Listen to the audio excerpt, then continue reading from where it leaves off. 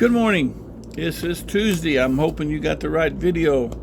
Tuesday morning, and as you can see behind me, I am in my motorhome. I actually tried to do this outside by the pool, but people kind of kept coming and I had to run off. And so you can see a little bit about behind my desk there and a little bit what's going on in my area.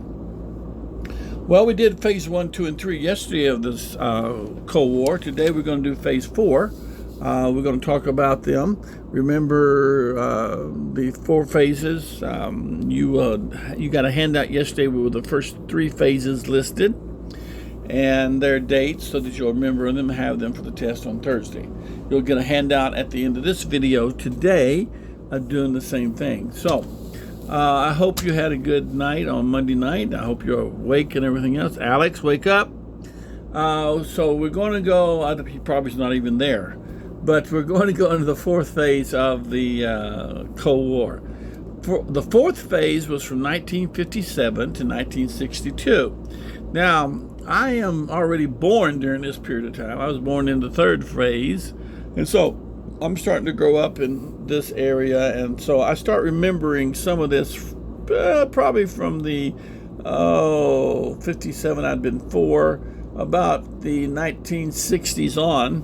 I remember some of the things. Well, some of this I definitely remember because it's made headlines and we watched it and stuff like that. So anyway, phase 4, 1957 to 1962. In the Cold War, you have to remember, again, there's no war going on. There's no battle going on. There's no battlefield that you can say that's the battlefield, that's the battlefield. The battlefield was in the scientific area when they were stealing scientific plans and selling them to Russia. And Russia, we were stealing scientific plans and selling them to the United States. And so that's what was happening during the Cold War. No battle. Nobody was being shot, killed, or anything like that. However, there were people that actually died in the Cold War. Spies and stuff like that. We hung a couple because of their selling of national secrets, which was being traitor. And then, as you can see, I recorded all 3 of these videos back to back, so I'm wearing the same clothes.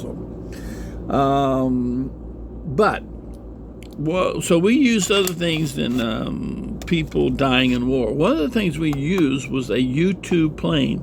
It was a spy plane. U-2 is a plane that can fly at high altitudes, way up, like 40 miles up. So there's no way you can see it or detect it unless you are doing radar for it. But it has these high resolution cameras, so it can actually take pictures and if I was there I would show you these pictures, but pictures from 40 miles up to where they could actually read your name if you had it written on your chest, or if you had a t-shirt written on you, we could actually read the saying, or even, as they say, if you have a dime in your hand, we could tell you if it was heads or tails from 40 miles away. That's how good these cameras was. And were. And these U-2 spy planes came in existence around the 1957s and 1970s. 1957, 1960s, I'm sorry. And we had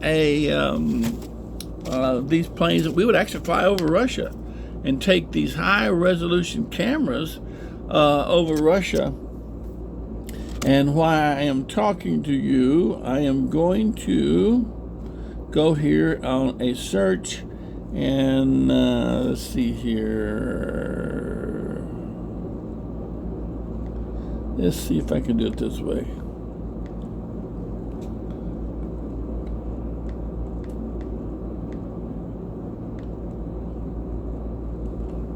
Am I spelling that right? Let me see if I am. Probably not. No, of course not. I don't spell right. P-I-L-O-T. Okay, done.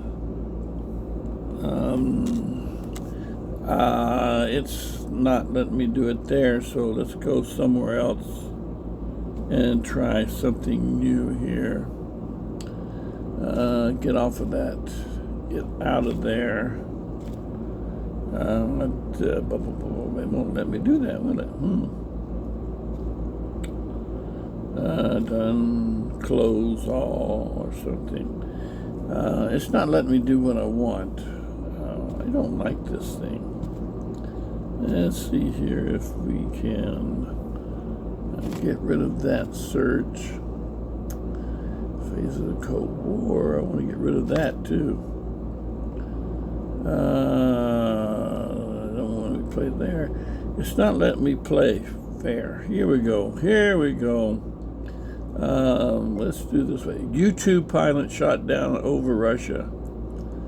I want to get you the name of the U-2 pilot that was shot down over Russia. There it is. Okay. So we fired these things at 40,000 feet, 4 miles, 4 times. That's 4 times 5, 40 is 5 times 4 is 80. It's over 80,000 feet high. So it's way up there. We take pictures where we could tell if a dime is on heads or tails. Well, we were flying one of these U-2 planes over Russia in the 1960s, and somehow they detected it and they shot it down. So the plane was damaged enough, not destroyed, and it came down in Russia's airspace and landed in Russia. And a guy named Gary Powers, that's Garypowers,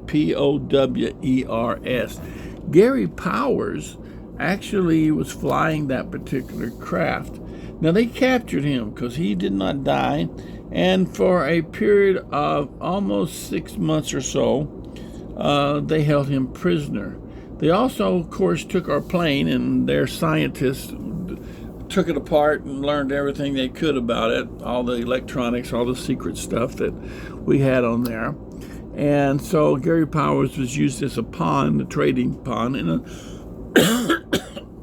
a big national scandal took place. And the reason why it was a scandal is because the United States refused to actually admit that we had a spy plane. I mean, they had Gary Powers, they had the plane. Of course, there's no markings on the plane, but Gary Powers obviously was a American. He was obviously, they had pictures of him getting out of the plane as the plane crashing, him getting out of the plane, so forth and so on. And so, but we as America, sorry about that, flying insect, we as Americans refused to acknowledge it. So that was done. 1961, the Berlin Wall began to be constructed. That's the wall that divided Berlin from East Berlin to West Berlin. We got the West, they got the East, and so they did that. Now, this is important. The Berlin Wall was called the symbol of the Cold War. Symbol, S-Y-M-B-O-L, of the cold, C-O-L-D, war, W-A-R. Underline, underline, underline. You might see that in a couple of days. So that began to be construction. Construction was completed on that in 1961. Also in 1963, we had what we call the Cuban Missile Crisis during Phase 4. Russia actually took and moved nuclear weapons into Cuba, which was, I think, it's less than 100 miles off the coast of Florida, Cuba is, so it's not very far. And the United States didn't like it. Well, we had nuclear weapons really close to USSR for years, and we didn't care if they liked it or not. But when we moved the missiles into Cuba, they didn't like it at all. So for 13 days, we had what we call the Cuban Missile Crisis. President Kennedy gave them 13 days to remove the missiles, or they would come in there and they would nuke that place. They would nuke Cuba and blow it off the map. The problem with that is that is the closest time that we came to nuclear war in the world, actually, so forth, as of today. So remember that too. Underline, underline, underline. Cuban Missile Crisis, the closest we've ever come to war in modern time, nuclear war in modern times, okay? It would be at this point, I'd ask if there's any questions, but again, they probably wouldn't be other than going to the restroom. So, writing assignment. You are now going to get your writing assignment. It'll be passed out to you. Remember, this is phase 4. You know what? Yeah. Back up. We're going to go to phase 5 real quick. Phase 5, 1962 to 1969, 1962 to 1969. Let's keep going. In 1963, because of the Cuban Missile Crisis, a hotline was set up between Russia, and at this point it's Russia. It's no longer USSR, it's Russia. It'll go back to that. It'll go from USSR to US, Soviet Union, back to Russia, it changes its name a lot. So it's now Russia. 1962, 1969. Hotline was established in 1963. The hotline is actually a direct line between President of the United States and President of Russia. They could pick it up and talk to supposedly each other directly. It's put into place in case there's a misunderstanding, like one of our nukes gets shot accidentally. We were to call that hotline and say, hey, we didn't mean to shoot that nuke. We'll help you shoot it down or whatever. And that's what the hotline was for.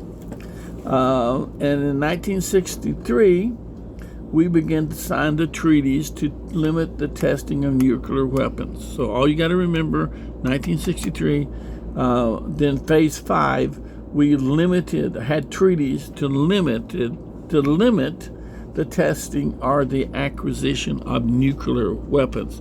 Nobody, even though they signed that paper and said they would not do it, we kept testing, and Russia kept testing. And we didn't know it, but at the time, or maybe we didn't know it up front, China was also trying to get into the arms race as well. So that's phase 1, 4 and 5. 4, 1957, 1962, 5, phase 1962 to 1969. Now you will receive your writing assignment handout by a substitute teacher. Make sure you get that completed and into your baskets before you leave the class today.